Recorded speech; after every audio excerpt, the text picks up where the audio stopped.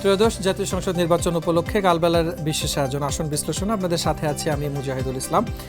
আজকের পর্বে আমরা আপনাদেরকে বিস্তারিত তথ্য জানাবো জাতীয় সংসদের ৭৭ নম্বর আসন, যেটি কুষ্টিয়া ৩ এই আসনটি কুষ্টিয়া জেলার কুষ্টিয়া সদর উপজেলা নিয়ে গঠিত। কুষ্টিয়া সদর উপজেলা বেশ বৃহত্তর একটি এলাকা এবং সর্বশেষ আপডেটকৃত যে তথ্য আছে যে এই এলাকায় সর্বমোট ভোটার এবারে আছেন 4,40,600, যেখানে পুরুষ ভোটার আছেন 2,17,269, মহিলা ভোটার আছেন 2,23,327, অন্যান্য ভোটার আছেন 4 জন।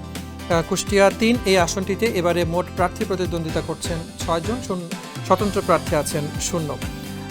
আমরা প্রতিটি পর্বেই যারা এবারে প্রতিদ্বন্দ্বী প্রার্থী আছেন তাদের বরাদ্দকৃত প্রতীক এবং তারা কে কোন দল থেকে প্রতিদ্বন্দ্বিতা করছেন সেটার বিস্তারিত আপনাদেরকে জানিয়ে থাকি। এবং আজকেও আমরা আপনাদেরকে জানাবো কুষ্টিয়া ৩ এই আসনটিতে মোহাম্মদ জাকির হোসেন সরকার বিএনপি থেকে ধানের শীষ প্রতীকে নির্বাচন করছেন।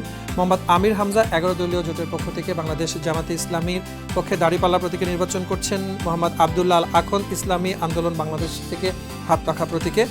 Mosammat Rumpa Khatun Bangladesh Republican party BRP থেকে হাতি প্রতীকে, মীর নাজমুল ইসলাম বাংলাদেশ সমাজতান্ত্রিক দল বাসদ থেকে মই প্রতীকে এবং শরীফুল ইসলাম গণ অধিকার পরিষদ জিওপি থেকে ট্রাক প্রতীকে প্রতিদ্বন্দ্বিতা করছেন। 2026-এর এবারের যে নির্বাচন, এই নির্বাচনের আগে বাংলাদেশের 1991 থেকে নিয়ে 2024 এই দীর্ঘ সময়ে যে নির্বাচনগুলো হয়েছে সেই নির্বাচনের ফলাফল আমরা আপনাদেরকে এক নজরে জানিয়ে থাকি এবং সেখানে বিজয়ী প্রার্থী কারা কোন দল থেকে বিজয়ী হয়েছিলেন এবং প্রাপ্ত ভোট সেটিও এক নজরে কিন্তু আপনারা জেনে নিতে পারেন আমাদের এই আলোচনা থেকে। 2024-এর সর্বশেষ দ্বাদশ জাতীয় সংসদ নির্বাচনে এই আসনটি থেকে নির্বাচিত হয়েছিলেন মাহবুবুল আলম হানিফ। তার প্রাপ্ত ভোট ছিল 1,28,533।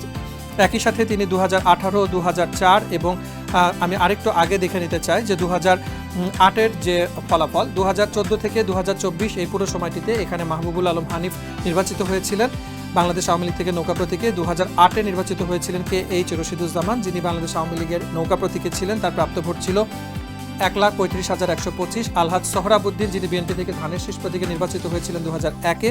1996-এ এটি ধানের শীষেরই একটি আসন ছিল, বিএনপি থেকে ধানের শীষ প্রতীক নিয়ে নির্বাচিত হয়েছিলেন আব্দুল খালেক চন্টু। তার প্রাপ্ত ভোট ছিল 72,260।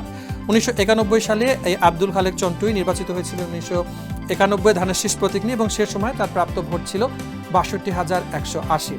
আসন ভিত্তিক নির্বাচনী বিশ্লেষণে আজকের পর্বে এই ছিল যাবতীয় তথ্য। দেখা হবে নতুন আরেকটি পর্বে, থাকবে আরেকটি নতুন সংসদীয় আসন এবং সেই আসন সংশ্লিষ্ট যাবতীয় তথ্য।